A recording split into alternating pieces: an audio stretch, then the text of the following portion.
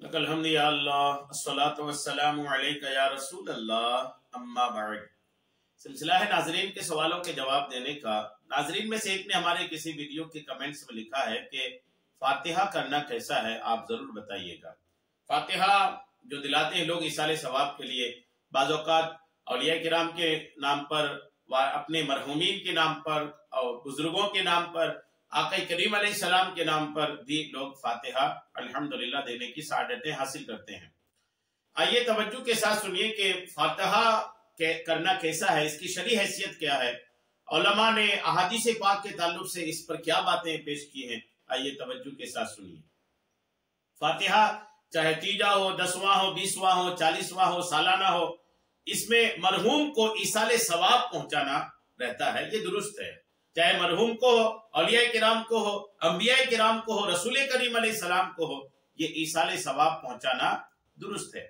اور یہ احادیث طیبہ سے ثابت بھی ہے۔ یہ دراصل ایصال ثواب بھی ہے، ایصال ثواب ہی ہے، یعنی ثواب پہنچانا ہے، اور ثواب پہنچانا یہ حدیثوں سے ثابت ہے کہ جیسا کہ حدیث پاک میں ہے کہ حضرت سعد بن عبادہ رضی اللہ تعالی عنہ سے حدیث پاک ہے، ان سے مروی ہے کہ انہوں نے آقا کریم علیہ السلام سے عرض کیا کہ سعد کی ماں کا انتقال ہو گیا ہے، ان کے لیے کون سا صدقہ افضل ہے؟ سرکار نے فرمایا کہ پانی، تو آپ نے کنواں کھدوا دیا اور کہا کہ سعد کی ماں کے لیے ہے، یعنی اس کا ثواب ان کی روح کو پہنچے۔ یا ابو داؤد باب الزکوٰۃ جلد اول صفحہ 236 اور مشکات کے صفحہ 199 میں یہ حدیث پاک ہے۔ یعنی مشکات اور ابو داؤد کی اس حدیث پاک سے یہ تو کلیئر ہے نا کہ آپ اپنے مرنے والے کے نام پر ثواب پہنچانے کے لیے پلا بھی سکتے ہیں، کھلا بھی سکتے ہیں۔ پلانے کا تعلق تو کلیئر ہو گیا کہ آقا نے پانی کا ارشاد فرمایا، تو حضرت سعد نے اپنی والدہ کے لیے کنواں کھدوا دیا اور نیت یہ کر لیا کہ اس کو پانی پینے والے جب تک اس کا پانی پیتے رہیں گے، اس کا ثواب میری والدہ کو پہنچتا رہے گا۔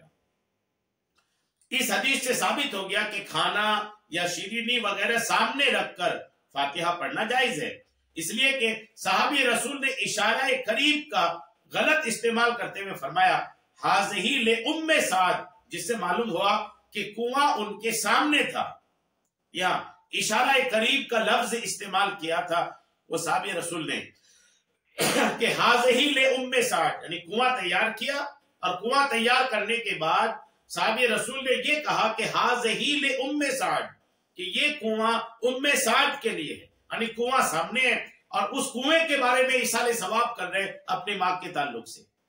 تو یہی فاتحہ میں ہوتا ہے، کھانا سامنے ہوتا ہے، دعا کرنے والا دعا کرتا ہے، مولا اس کھانے کا ثواب بھی مرحوم کو یا جس کے لیے بھی کرتے ہیں اس کو پہنچاتے ہیں۔ یہ تو حدیث سے ثابت ہو گئی۔ الحمدللہ جب حدیث سے ثابت ہو گئی تو پھر اس کے انکار کی تو کوئی وجہ اور بنتی ہی نہیں ہے۔ یا اور اس سے معلوم ہوا کہ کنواں ان کے سامنے تھا۔ اور سراج الہند حضرت شاہ عبد العزیز محدث بریلوی رحمۃ اللہ علیہ تحریر فرماتے ہیں، فارسی کا ان کا کلام ہے کہ تعامے کے ثواب آنیاز حضرت امام نمائند برآں فاتحہ کل درود خواندن بتبرک میشوٹ خوردن بسیار خوب است، یعنی جس کھانے پر حضرت امام حسنین کی نیاز کرے اس پر فاتحہ کل اور درود شریف پڑھنا باعث برکت ہے، اور اس کا کھانا بہت اچھا ہے۔ یہ فتاوی عزیزیہ جلد اول صفحہ 48 پر ہے۔ اور آگے بھی آپ تحریر فرماتے ہیں کہ مالیدہ اور چاول کی کھیر کسی بزرگ کی فاتحہ کے لیے ایصال ثواب کی نیت سے پکا کر کھلا دے تو جائز ہے، کوئی مذائقہ نہیں ہے۔ فتاوی عزیزیہ جلد اول صفحہ 50۔ اور خود دیوبندیوں کے پیر، دیوبندی لوگ جس کو پیر مانتے ہیں، ان کے پیر حاجی امداد اللہ مہاجر مکی کے نزدیک بھی کھانا شیرینی وغیرہ پر فاتحہ پڑھنا جائز ہے۔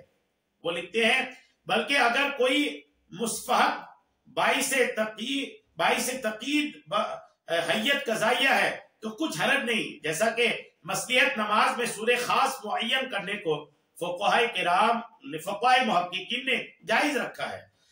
اور تہجد میں اکثر مشائخ کا معمول ہے، اور تعامل سے یوں معلوم ہوتا ہے کہ سلف میں تو یہ عادت تھی کہ کھانا پکا کر مسکین کو کھلا دیا اور دل میں ایصال ثواب کی نیت کر لی۔